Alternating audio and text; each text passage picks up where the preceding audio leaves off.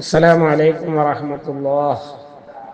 മഹാനായ അബൂബക്കർ സിദ്ദീഖ് റളിയല്ലാഹു തആല അൻഹു അല്ലാഹുവിൻ്റെ ഹബീബായ മുത്തായ മുസ്തഫ സല്ലല്ലാഹു അലൈഹി വസല്ലമ തങ്ങളോടൊപ്പം മക്കയിൽ നിന്ന് മദീനയിലേക്ക് ഹിജറ പോയപ്പോൾ സൗറിൽ നബി തങ്ങളോടൊപ്പം ഉണ്ടായിരുന്ന രംഗം വിശുദ്ധ ഖുർആൻ തന്നെ പ്രതിപാദിച്ചതാണ്. മഹാനായ നബി സല്ലല്ലാഹു അലൈഹി വസല്ലമ തങ്ങളെ കൊണ്ട് ആദ്യമായി വിശ്വസിച്ചയാള് അബൂബക്കർ സിദ്ദീഖ് റളിയല്ലാഹു അൻഹു. അല്ലാഹുവും റസൂലും ഒഴിച്ച് മുഴുവൻ വസ്തുക്കളും അല്ലാഹുവിൻ്റെ ദീനിന് വേണ്ടി സദഖ ചെയ്തയാള്, ഒന്നാമത്തെ ഖലീഫ.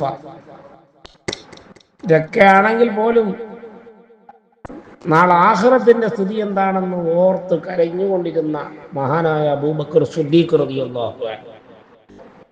ബഹുമാനപ്പെട്ട ബിലാൽ മുഅദ്ദിൻ റളിയല്ലാഹു അൻഹു ഉമയ്യത്തിന്റെ അടിമയായി കഴിയുമ്പോൾ ബിലാൽ റളിയല്ലാഹു അൻഹു വിശ്വസിച്ചു എന്നതിൻ്റെ പേരിൽ അതിക്രൂരമായി ഉമയ്യത്ത് ആക്രമിക്കുന്നത് കണ്ട് വലിയ വില കൊടുത്ത് ബിലാൽ റളിയല്ലാഹു അൻഹുവിനെ വാങ്ങി അടിമത്വത്തിൽ നിന്നും മോചിപ്പിച്ച രംഗം കണ്ടുകൊണ്ട് ഖുറൈശികളായ വിശ്വാസികൾ ഈ ബിലാൽ റളിയല്ലാഹു അൻഹുവും അബൂബക്കർ സിദ്ദീഖ് റളിയല്ലാഹു അൻഹുവുമായി എന്തോ ഒരു അണ്ടർസ്റ്റാൻഡിംഗ് ഉണ്ട്, എന്തോ ഒരു ബന്ധമുണ്ട്, അതിൻ്റെ പേരിലാണ് ഇത് ചെയ്തത്, എന്തോ ഒരു ആദായമില്ലെങ്കിൽ അദ്ദേഹം അത് ചെയ്യില്ല എന്ന്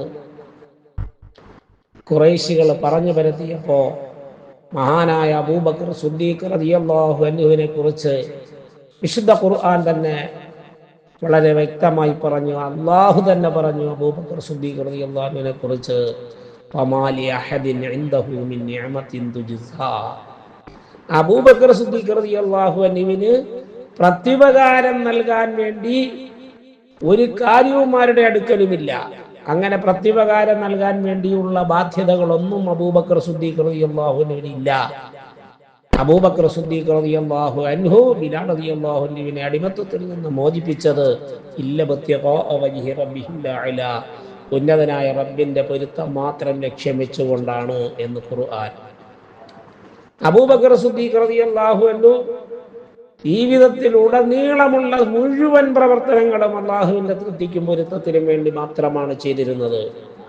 അള്ളാഹുവിന്റെ പൊരുത്തം തൃപ്തി ആരറിഞ്ഞാലും ആര് പറഞ്ഞാലും ആര് കേട്ടാലും ആര് മനസ്സിലാക്കിയാലും അബൂബക്കർ സിദ്ദീഖ് റളിയല്ലാഹു അൻഹു ഒരു കാര്യം ചെയ്താൽ അത് അള്ളാഹിന്റെ തൃപ്തിക്കും പൊരുത്തത്തിനും വേണ്ടിയാകും. വർത്തമാനകാല സാഹചര്യത്തിൽ മുസ്ലിമീങ്ങൾ പരസ്പരം സഹായിക്കുകയും സ്നേഹിക്കുകയും അതുപോലെ സാമ്പത്തികമായ സഹായങ്ങൾ ചെയ്യുകയും ശാരീരികമായ സഹായങ്ങൾ ചെയ്യുകയും മാനസിക പിന്തുണ നൽകുകയും ഒക്കെ ചെയ്യാറുണ്ട്. പക്ഷെ ഇതിനെല്ലാം ഭൗതികമായ ഒരു പ്രതിഫലം ഒരു പക്ഷേ ആഗ്രഹിക്കാറുണ്ട്. എന്നാൽ ഭൗതികമായ പ്രതിഫലമാണ് ആഗ്രഹിക്കുന്നതെങ്കിൽ ഇവകൾക്കൊന്നും നാളെ ആഖിറത്തിൽ പ്രതിഫലം ലഭിക്കുകയില്ല.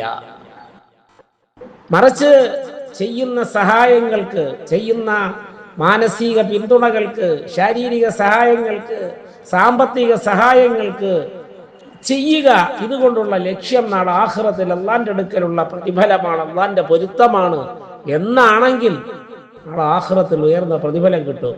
ദുനിയാവിൽ അതിൻ്റെ ചിലപ്പോ അതിൻ്റെ പ്രതിപകാരവും ലഭിക്കും. പക്ഷെ ലക്ഷ്യം ആഖിറമാകണം. ഒരു മുഅ്മിനെ സംബന്ധിച്ചിടത്തോളം അവന്റെ മുഴുവൻ പ്രവർത്തനങ്ങളും അള്ളാഹുവിന്റെ തൃപ്തിക്കും പൊരുത്തത്തിനും വേണ്ടിയാകണം. ആ കാര്യം അവിടെ ചെയ്തു, അത് അവിടെ അവസാനിച്ചു. രണ്ടാമതൊന്നുകൂടെ റിപ്പീറ്റ് ചെയ്യേണ്ട ഒരു കാര്യം ഒരു മുഅ്മിൻ ഇല്ല. ചെയ്ത നന്മകൾ ഇല്ലാതാക്കി കളയരുത്. മുസ്ലിമീങ്ങൾ സാധാരണ എന്തെങ്കിലുമൊക്കെ ഉപകാരങ്ങൾ ചെയ്തിട്ട് ആ ഉപകാരങ്ങൾ എടുത്തു പറഞ്ഞ് ഞാൻ വളരെ ഉപകാരം ചെയ്തിട്ടുണ്ട്, എനിക്ക് അവനിൽ ഒന്നും ലഭിച്ചിട്ടില്ല എന്ന നിലയിൽ ചെയ്ത ഉപകാരങ്ങളെ എടുത്തു പറഞ്ഞ് അതിൻ്റെ പ്രതിഫലം പാഴിക്കളയുന്ന ഒരവസ്ഥയുണ്ട്. പൂർണ്ണമായും മഹാനായ അബൂബക്കർ സിദ്ദീഖ് റളിയല്ലാഹു അൻഹുവിനെ പറ്റി ഖുർആൻ പറഞ്ഞ വചനം നാം ഓർക്കണം. അള്ളാഹുവിന്റെ തൃപ്തിക്ക് വേണ്ടി അല്ലാതെ മറ്റൊരു കാര്യവും അദ്ദേഹം ചെയ്യാറില്ല. ആ അവസ്ഥ മുഅ്മിനായ മുസ്ലിമായ നാം ഏവരിലും ഉണ്ടാകണം. നാം ചെയ്യുന്ന മുഴുവൻ സൽക്കർമ്മങ്ങൾക്കും പ്രതിഫലം നാളെ ആഖിറത്തിലാണ്. അവിടെ നിന്നാണ് നമുക്ക് ലഭിക്കാനുള്ളത്. ഇവിടെ നാം ചെയ്ത സൽക്കർമ്മങ്ങൾ നഷ്ടപ്പെടുത്താൻ പാടില്ല എന്ന ആ പൂർണ്ണമായ വിശ്വാസത്തോടെ നാം പ്രവർത്തിക്കണം. അള്ളാഹു അതിന് തൗഫീക്ക് നൽകട്ടെ. വാഖിറു ദഅവാനാ അൽഹംദുലില്ലാഹി റബ്ബിൽ ആലമീൻ. അസ്സലാമു അലൈക്കും വറഹ്മത്തുള്ളാഹി.